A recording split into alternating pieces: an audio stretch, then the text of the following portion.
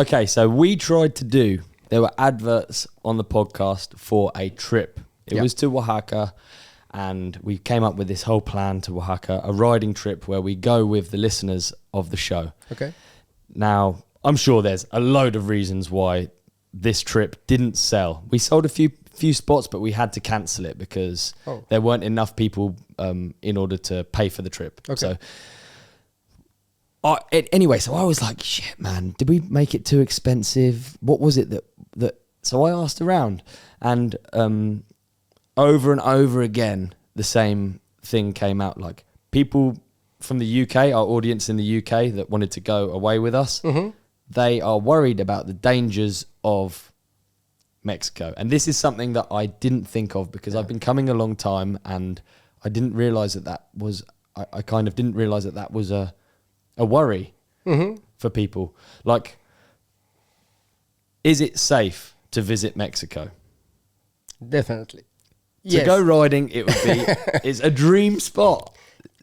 I think there is two effects. The first one, man, I used to live in New York City. So when I was there, the news are, really bad about Mexico and this country. You know, it's like, there's a lot of violence, blah, blah, blah.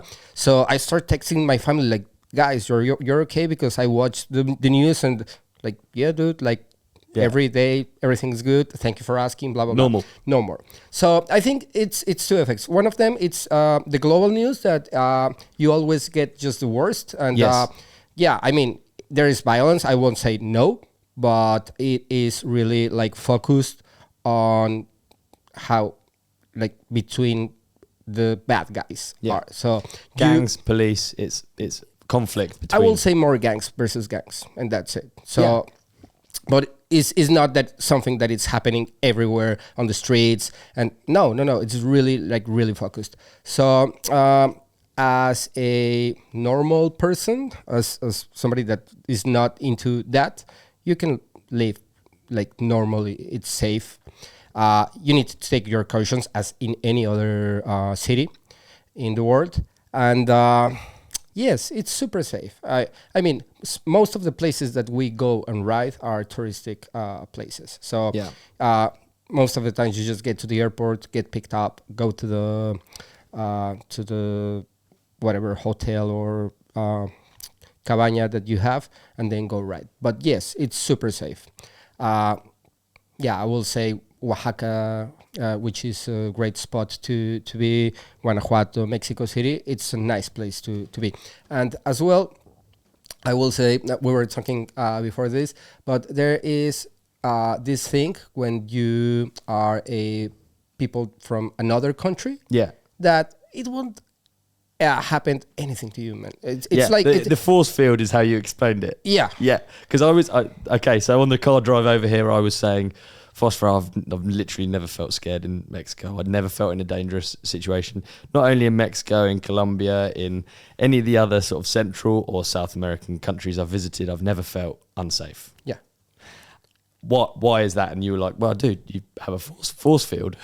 Yeah, it's because, I mean, if something can happen at least in Mexico, for a Mexican, it will be like, it was a robbery, blah, blah, blah. It's bad, but it won't happen that much. But if something happens, if people from other country get robbed, it will be a big deal. Yeah. So if it's a big deal, maybe the bad guys will get caught. Yeah. So that will make them, they will think it twice. And that's why I think people from other countries are like safe with that invisible. In that manner, they're in that sort of section, they're completely safe. Yeah, I know what you mean. Yeah. So anyways, it's safe. Mexico, it's just really focused, but that's another thing. So I will say, it's super cool and super nice to ride your bikes in Mexico. And nowadays, I mean, there is a lot of places like really developing.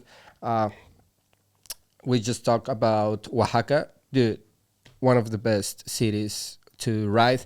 I really want to go there and live there. It was one of my intentions once I first got into Guanajuato, then to go to Oaxaca just to get into a not that large city. And once I get used to it, then go to Oaxaca. I just loved Guanajuato. But yeah, Oaxaca, it's wow, on spot to be, definitely.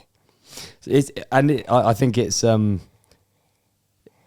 sort of like the riding scene's really on the up as well, isn't it? Because like everyone who listens to this podcast will have heard of Johnny Salido, and now they will have heard of a lot of these sort of other riders. Wamfer and Holguin are doing hardline and killing it on World Cup circuit, and like the Cerro Abajo has kind of raised all of this to the public eye, I feel like, in other countries. Yes, it is a good platform for some racers to be on the spot and to try to go to the UCI World Cups and stuff. Like, for example, you just got Juanfer, who came from Medellin. He was not a rich guy who can pay for him to be on the World Cups and stuff. But thanks to Cerro Abajo, he just started like doing. Dude, he's super like fit and he's going fast and stuff. So people just like, wow, this guy can make it in World Cup. So he just started doing the season and he's doing good. I mean, it's a good platform as well, not just for urban downhill, but as well for World Cups. Yeah, for the Latin America racers. Absolutely. Right, we're going to go through this series now because we just touched on the series winner. Okay. But first of all, we're going to the ad break. Okay. Hey man, what an episode that was. You did amazing in it. And so did you. You shone like a star. You shone like a moon. Can we also put something up here that you can click on for the next episode? How about we put a subscribe up there in the middle? Yeah, We're going to put a video we think that our lovely companionship will love Yeah. on your face. On my face? Yeah. So And they on can't my see me now? Gone. And on my face, another video that we think people will love. And thank you for watching. Thank you for listening. Please hit like and subscribe. You guys are the best. Peace and love.